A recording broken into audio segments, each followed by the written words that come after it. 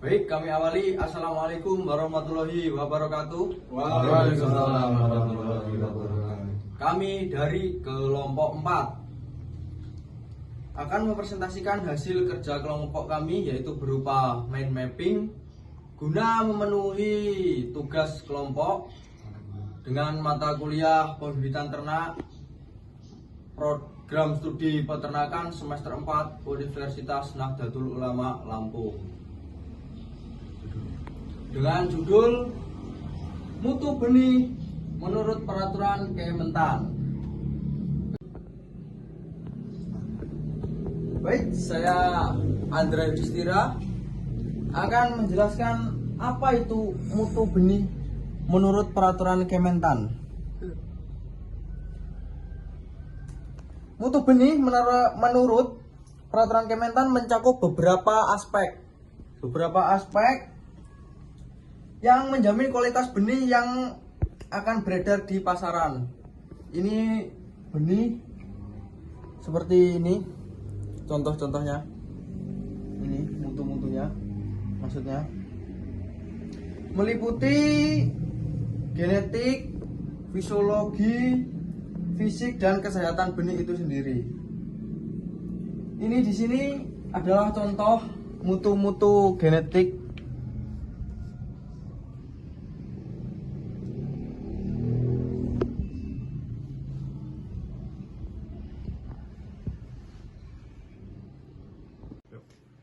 Itu tadi adalah pengertian tentang mutu benih menurut Peraturan Kementan. Nah, selanjutnya yaitu mutu benih menurut ini, mutu genetika maksudnya, yang akan dijelaskan oleh saudara kita, yaitu Mas Eko Prasetyo. Monggo Mas Eko. Baik, di sini saya akan menjelaskan mutu genetik. Yang ke satu ada keturunan, kedua identitas genetik, dan ketiga bebas dari cacat genetik. Baik, yang pertama yaitu keturunan. Keturunan benih harus berasal dari indukan yang memiliki kualitas genetik unggul. Nah, jadi keturunan ini harus yang memiliki genetik unggul karena dia akan mendukung produktivitas, pertumbuhan, dan sifat reproduksi yang baik. Nah, yang kedua selanjutnya ada identitas genetik. Mutu genetik ini mencakup identitas benih yang jelas dari varietas tertentu. Misalnya sapi simental, limosin, PO, dan sebagainya.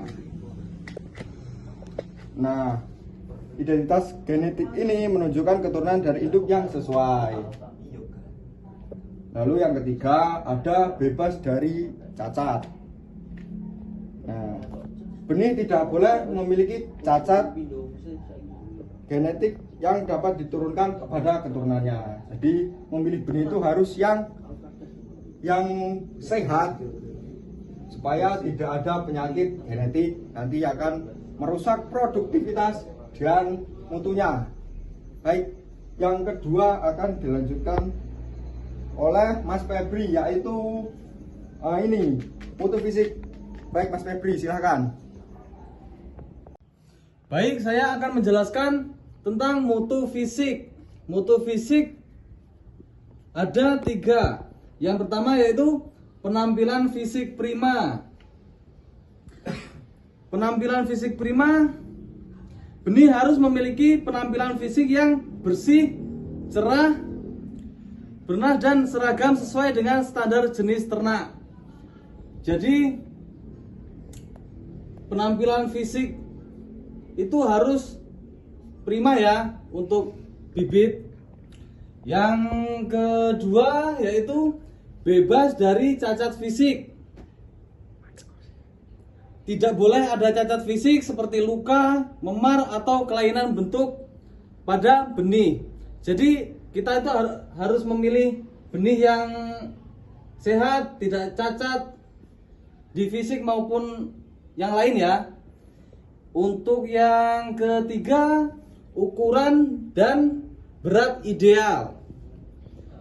benih harus memiliki ukuran dan berat yang sesuai standar untuk jenis ternak tersebut. Jadi kalau memilih benih itu ya yang sesuai berat badannya, yang ideal agar dia bisa menopang berat badan tersebut. Oke, untuk selanjutnya akan dijelaskan oleh Mas John Wana. Baik, saya atas nama Majid Iwana akan menjelaskan mutu fisiologis yang terdiri dari 3 bagian. Yang pertama, daya kecambah tinggi, dan yang kedua, pertumbuhan optimal, yang ketiga, kesehatan fisiologi terjaga. Daya kecambah yang tinggi. Benih harus memiliki daya kecambah yang tinggi, menunjukkan kemampuan untuk tumbuh menjadi tubuh individu yang sehat. Jadi bakal yang akan digunakan untuk menjadi indukan harus berpotensi kecambah yang tinggi agar supaya bagus ke depannya. Yang kedua, pertumbuhan optimal. Benih produktivitas kacang yang tinggi. Ini penting sangat karena benih kualitas akan menghasilkan tanaman pakan yang lebih baik, yang pada akhirnya akan memberikan nutrisi yang lebih baik untuk hewan ternak, meningkatkan kesehatan, meningkatkan produktivitas ternak. Yang kedua, pertumbuhan optimal.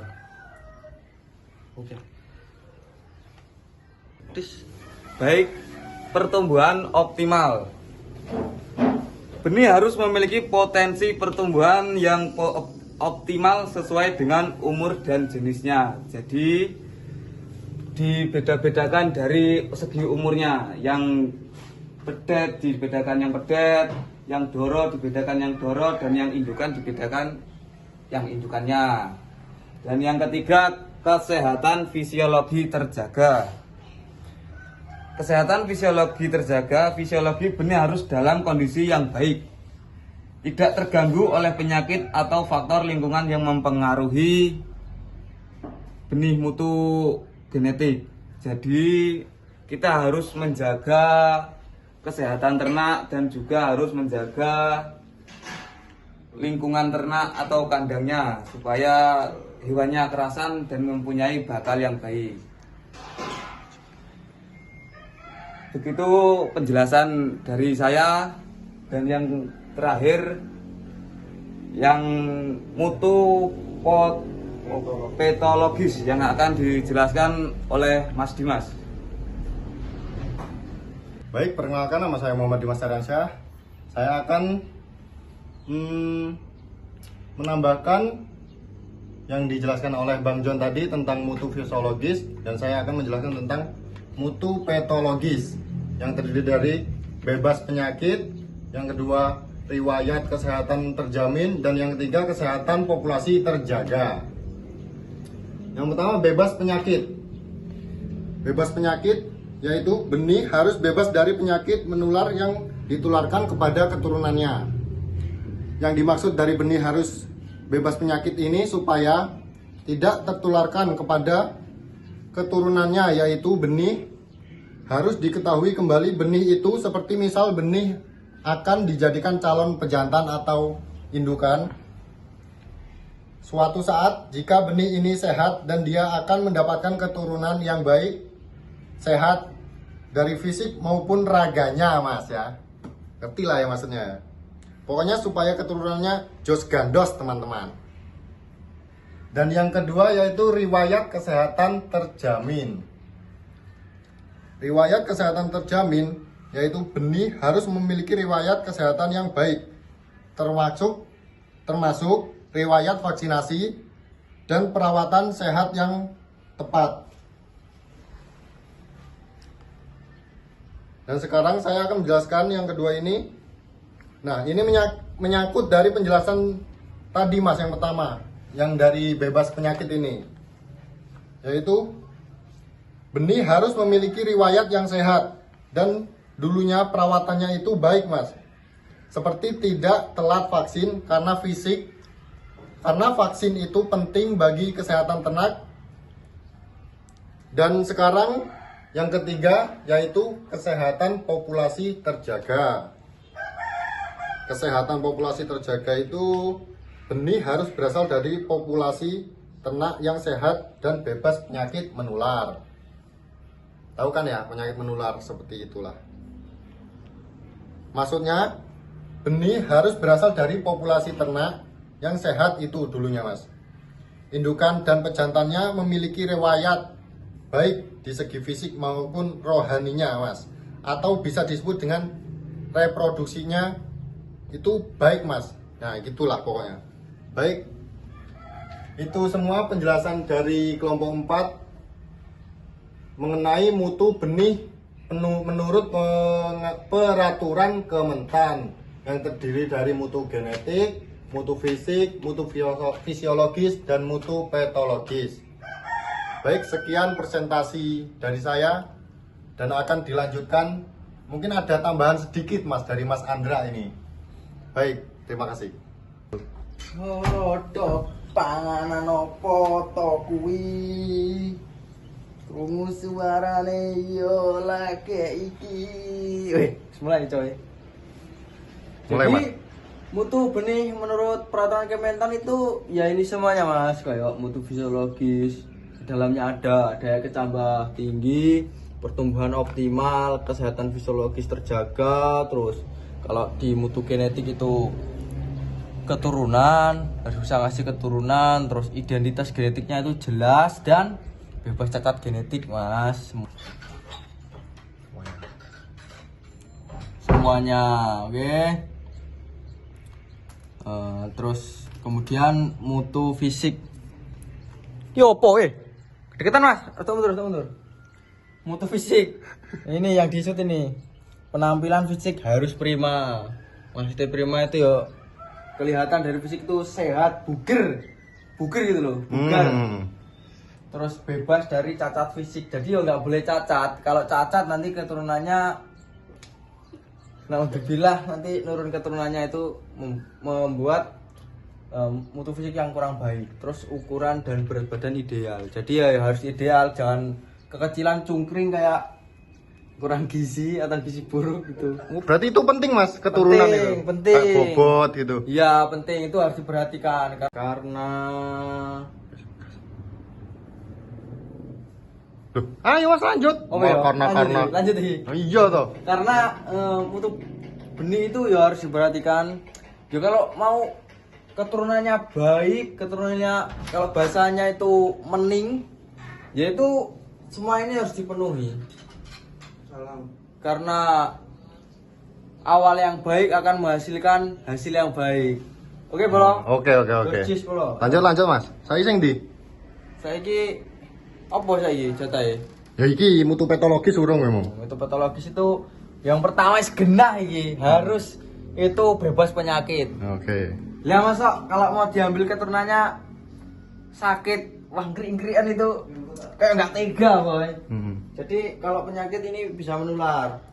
Hati-hati, misal pejantannya atau indukannya ini kurang baik lah dalam reproduksi dan lain, itu bisa menular ke anaknya. Terus riwayat kesehatan terjamin ya, seperti misalnya ini harus sudah vaksin, sudah mendapatkan vitamin untuk menunjang pertumbuhan, ini juga harus diperhatikan. Dan ketika kesehatan populasi terjaga, jadi kesehatan dari populasinya pun itu harus terjaga untuk menghasilkan bibit benih yang mening yang bagus. Nah, aku takon Mas. Kan ini kan kesehatan populasi terjaga. Ini kan dulunya Mas ya. Nah, kita gimana kalau bisa tahu dulunya itu kesehatan terjaga dari peternak lain? Nah, makanya itu harus adanya recording. Yo. Nah, apa itu recording? Recording itu pencatatan, pencatatan.